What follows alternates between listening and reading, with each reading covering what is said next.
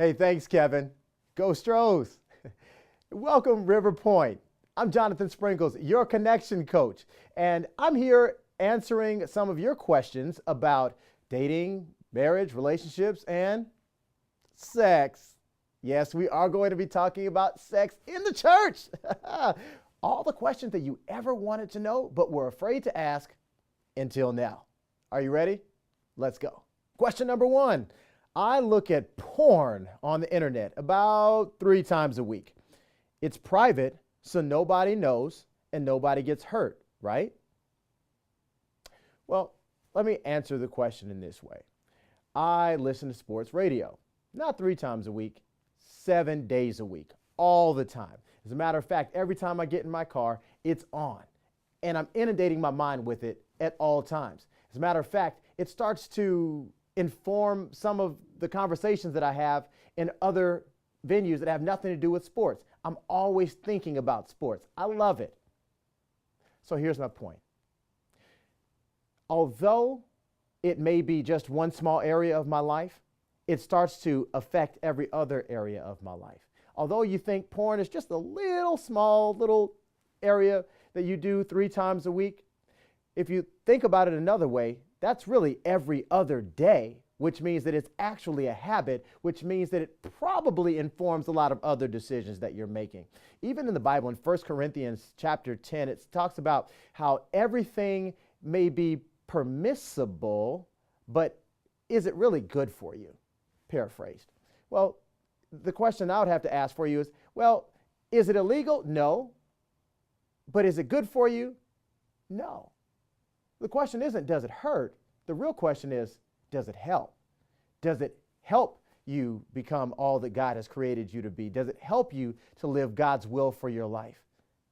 No. When you look at it from that perspective, the answer becomes very clear. You don't want porn to be a part of every decision that you make, and that consistent desire for and lust for sex and that sexual appetite, because it's going to start to creep into areas that you may not want it to. It could be with friends, with family, and I've even heard of it occurring with children. You don't want that. So look at it from a perspective of not is anybody else getting hurt, but you need to ask yourself, is this helping me to become who God has created me to be?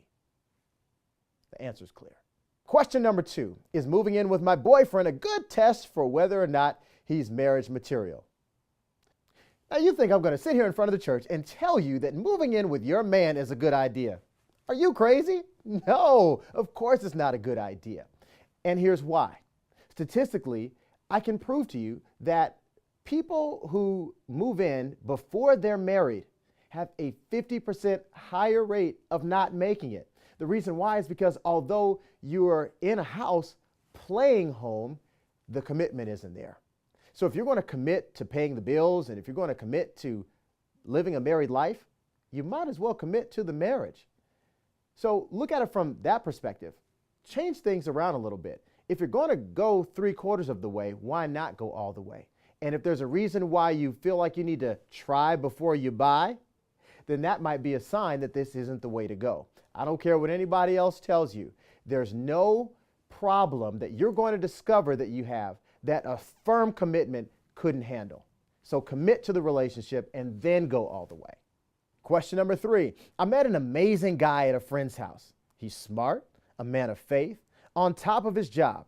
When I told my mom about him, she said, and I quote, "A guy like that is not looking for a girl like you." It really hurts my feelings, but I realized she might be right. Since college, I've really put my faith and my convictions down in order to enjoy the party life and try to meet somebody. Is she right? If so, what can I do?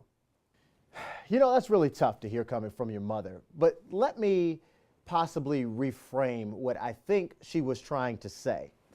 I believe that what she was referring to was a scripture where it talks about how can 2 walk together unless they agree, meaning people need to be equally yoked. And all that means is just they have to have the same convictions and spiritual aspirations. They have to have the same desires and goals, that they have to be on the same page.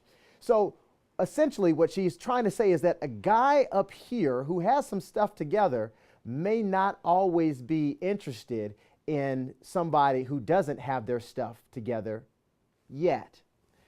So here's the good news. You said that you dropped some of your spiritual convictions and some of your practices in college. Well, pick them up. Become a godly woman. Hang around other godly women, because what you put out is what you're going to attract back into your life. If you put out that you are a godly woman, you are going to attract a godly man. If you put out a woman who hangs out at all types of the night or dresses a certain type of way, you're going to attract the guy who is attracted to that. If you put out a woman who dresses in a way that is more respectable and says, these are my morals, my ethics, my principles, and I need you to respect my parameters, you're going to attract the guy who wants to come up to your standard, not the one who you have to go down to his. That's the kind of guy that you want. And that's the kind of guy who obviously your mom wants for you. So make the tough choice, and I promise you, he's out there and he will find you.